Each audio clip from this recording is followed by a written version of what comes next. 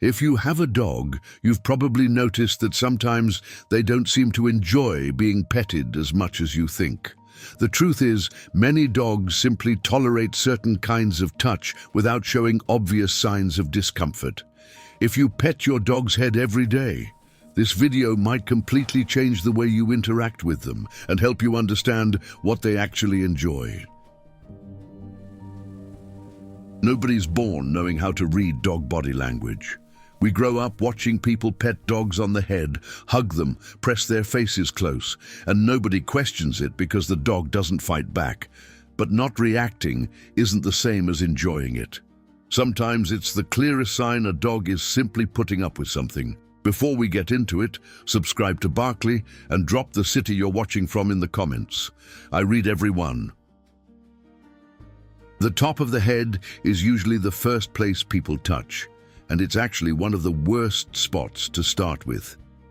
Here's the science. A hand coming down from above and landing on a dog's head mimics a dominance signal dogs use with each other. One animal placing a paw or body weight over another to assert status. A dog's nervous system reacts to that physical signal, not to your intention behind it. That's why puppies duck away from a hand overhead. It's why nervous or rescued dogs flinch, and it's why even well-adjusted, trusting adult dogs go slightly stiff. Ears pull back a touch, eyes narrow or look away, neck tenses for a split second while you pet their head. That's not relaxation. That's a dog quietly absorbing pressure and waiting for it to pass. There's a simple way to check what your dog actually wants, and it takes 3 seconds. Pet for exactly 3 seconds, then stop and pull your hand away completely. Watch what happens next. Leans in, noses your hand, paws at you, repositions closer. That's a yes. Keep going. Stays still, looks away, pulls back even slightly, yawns, licks their nose with no food around, or does nothing at all. That's a no. Stop and respect it. Run this test in different spots on your dog's body: head, ears, chest, back, tail, paws, belly, because consent isn't the same everywhere. A dog can love chest rubs and still hate having their paws or tail handled. Most owners have never mapped this out. They've been petting the same spot the same way for years without ever asking. This same test works beyond petting too. Try it before brushing, before wiping muddy paws, before nail trims, before putting on a harness. If your dog leans in and stays loose, you're clear to continue.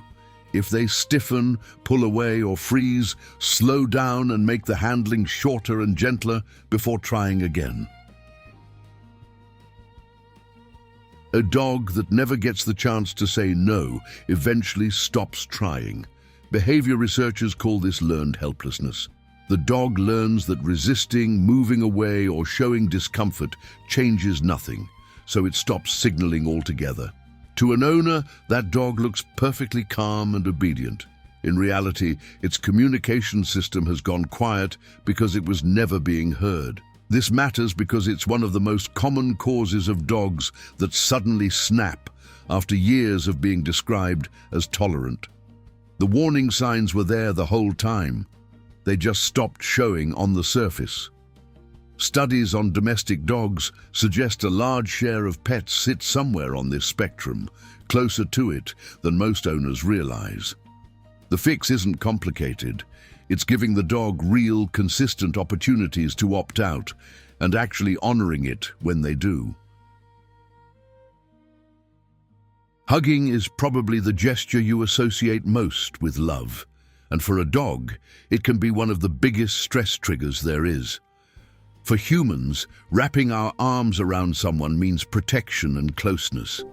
For a dog, having its body enclosed by another animal's limbs reads as confrontation or an assertion of control. It removes their ability to leave. Even a dog that trusts its owner completely runs a split-second internal check. Is this a threat? And stress hormones spike before the dog decides it's fine. Studies reviewing photographs of children hugging family dogs found a striking number of dogs showing textbook stress signals in the moment.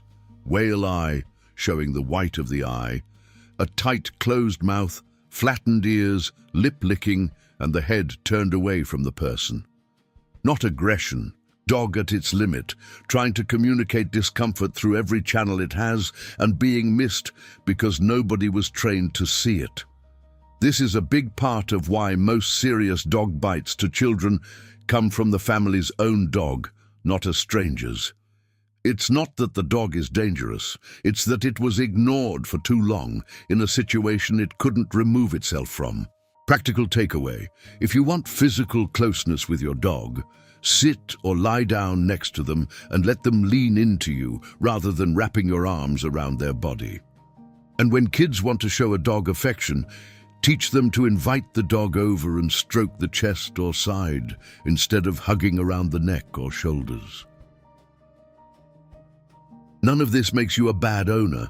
Petting the head, hugging, pressing your face close, you did it because you love your dog and because that's how humans show affection to each other.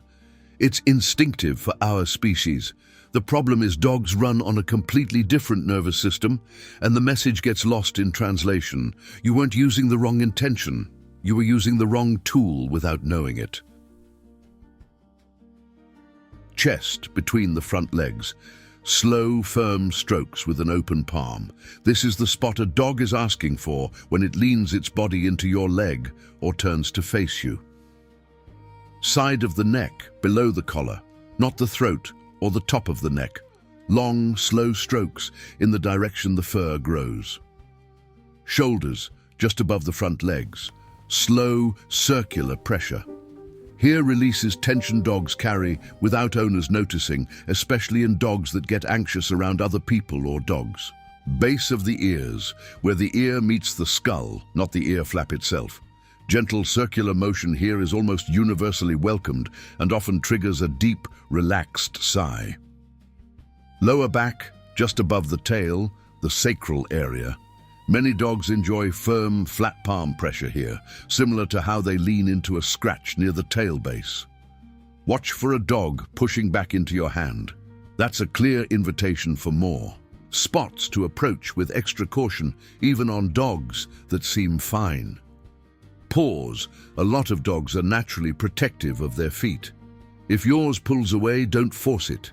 Instead, build tolerance gradually by touching briefly, rewarding and stopping before they need to pull back themselves. Tail, grabbing or pulling the tail, even gently, is uncomfortable for most dogs and can feel like a loss of balance and control. How you approach matters just as much as where you touch. Don't walk straight at a dog's face with an outstretched hand. That's a frontal approach, and frontal approaches read as pressure in dog body language. Approach at an angle instead of head-on, and give the dog a second to see you coming and process it. How you approach matters just as much as where you touch. Don't walk straight at a dog's face with an outstretched hand. That's a frontal approach, and frontal approaches read as pressure in dog body language. Approach at an angle instead of head-on, and give the dog a second to see you coming and process it. If the dog is small, elderly, anxious, or just having a quiet day, crouch down sideways rather than looming over them and turn your body slightly away rather than facing them square on. Offer a low hand near your own body, palm in, fingers curled. Don't reach the hand out toward the dog's face. Let the dog choose to close the distance. If the dog doesn't come to you, that's information, not rejection. Respect it and try again later. Consent and comfort don't only show up in the eyes and ears, the whole body is talking. Loose, wiggly body, plus soft, relaxed tail wag at hip height, relaxed and open to contact. Stiff, still body, plus tail held high and rigid even if wagging, alert or tense. Not relaxed. A wagging tail is not automatically a happy tail. Speed and stiffness matter more than the wag itself. Weight shifted backward, away from you. The dog is creating distance without fully retreating. Treat this as a not right now. Leaning weight into you, soft eyes, relaxed jaw. genuine comfort and an invitation to continue. Sudden scratching, shaking off, yawning, or sniffing the ground out of nowhere, these are called displacement behaviors. Dogs use them to self-soothe during mild stress. If one shows up mid-interaction, that's a good moment to pause. Learning to read these signals as a set rather than any single one in isolation is what separates guessing from actually understanding your dog. Do this for 30 days, and you'll likely see a real shift in how your dog behaves around you. 1. Every greeting, approach at an angle, offer a low hand, and let the dog initiate contact. 2. Every petting session, use the 3-second rule. Pet, pause, watch, continue only if invited. 3. Prioritize chest, shoulders, side of the neck, and base of the ears over the top of the head. 4. Skip hugs. Sit beside your dog and let them lean into you instead. 5. Watch the whole body, not just whether the dog is letting you do something. Dogs that go through this consistently tend to become more affectionate, not less. They start initiating contact themselves, leaning in, resting their head on you unprompted because they've learned your hands are predictable and safe. Your dog's entire world is you. Not figuratively, literally. While you're out living your day, your dog is waiting for the moment you walk back in, and how you touch them in those first few seconds sets the tone for everything that follows. You're their emotional anchor. Calm, predictable hands teach a calm nervous system. Ever this changed the way you think about petting your dog? Share it with someone who has a pet. Their dog needs someone to start listening to. Subscribe to Barkley for more science-backed, no-fluff content on dog behavior. Next week, the one mistake almost every owner makes when scolding their dog and why it damages trust instead of building it. Drop your city in the comments. I read everyone. And if you've got a question about your own dog's behavior, ask it there. It might be next week's video.